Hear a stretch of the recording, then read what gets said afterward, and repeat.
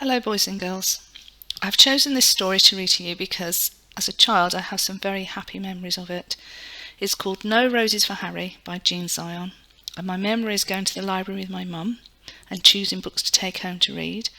And I like this one particularly was because one, there was a dog in it, and I always wanted a dog as a pet, and two, that Harry is rather mischievous. It was actually published in 1958, which is a really long time ago. But even so, I think it's a story that we can all enjoy. No Roses for Harry. Harry was a white dog with black spots. On his birthday he got a present from Grandma. It was a woolen sweater with roses on it. Harry didn't like it the moment he saw it. He didn't like roses. When he tried it on, he felt cosy and snug, but he still didn't like the roses. He thought it was the silliest sweater he'd ever seen. The next day when Harry went into town with the children, he wore his new sweater. And when the people saw it, they laughed. And when the dogs saw it, they barked. Harry made up his mind then and there to lose Grandma's present. When they got into a big store to shop, the children took off his sweater and let him carry it.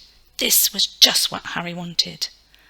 First, he tried to lose it in the pet department, but a man found it and gave it back. Then he tried to lose it in the grocery department, but a lady found it and gave it back. He tried to lose it in the flower department, but a little boy found it and gave it back. The children did not let Harry carry it anymore.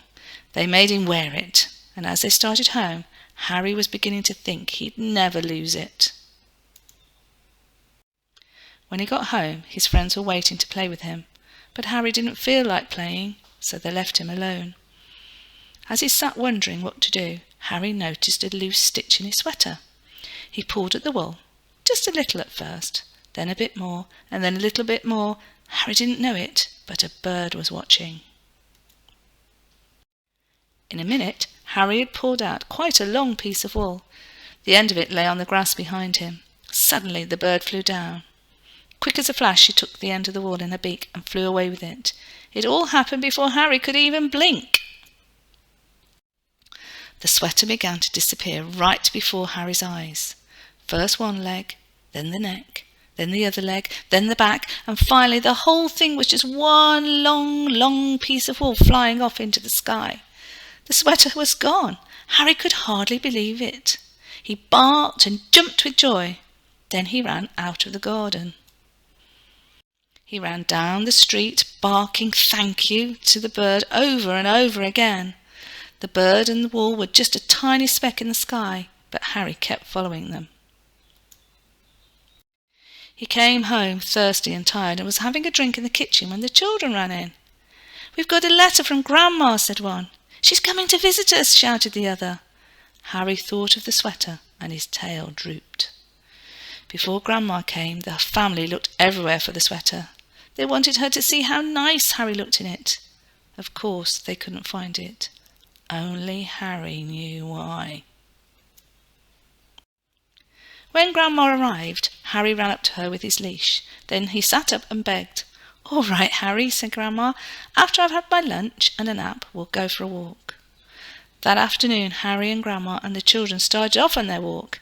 Harry barked happily and pulled towards the park. When they got to the park, Harry pulled harder. The children let him off his leash and he ran on ahead. He seemed to be looking for something. All at once, he stopped under a big tree. He looked up and began to bark and wag his tail. Grandma and the children came running. They got to the tree and looked up too, and suddenly one of the children said, "I see a nest." "It's made of wool," said the other, "and it's the very same colour as Harry's sweater," they shouted together. "It is Harry's sweater," exclaimed Grandma. Just then a bird looked out of the nest. "Look, Grandma, look," shouted the children. "Harry gave his sweater to a bird." "I wonder how he did that," said Grandma. The bird sang and Harry wagged his tail even harder. At Christmas, Harry got a present from Grandma. It was a new sweater, and Harry liked this one very much. When he tried it on, he felt as cosy and snug as a bird in a nest, but best of all, it was white with black spots.